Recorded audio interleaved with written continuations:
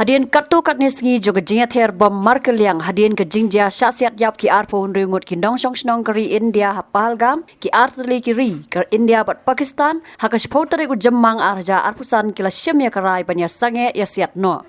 Yakani lapan benada Foreign Secretary ke India Vikram Misri ubalaong bagi Directors General of Military Operations DGMO jong ke India bat Pakistan kila rai banado ke san baje jong ke shpautari ujemmang araja arpusan kin Sangeh no mardor ya ke Ïasiat ke bakila dap banyepen ibor na ringkau na sun bat duriau.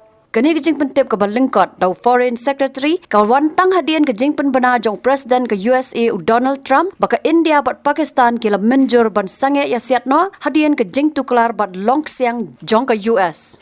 Pakistan called the Director General of Military Operations of India at 15:35 hours earlier this afternoon. It was agreed between them that both sides would stop all firing and military action on land and in the air and sea with effect from 1700 hours Indian Standard Time today. Instructions have been given on both sides to give effect to this understanding. The Directors General of Military Operations will talk again on the 12th of May at 1200 hours.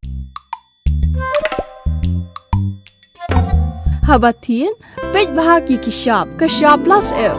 Ka plus F? Hakabam bangibam dunaki eki bataya kamet. Namar kata habathiru atau kau kamlu ka umpnyang kadut pej ya kashab plus F haka jingsom.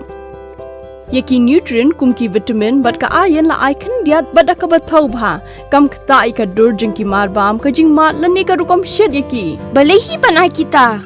Kadon ka we ka jing mentoy ba kongsan. Ka kot ka kia.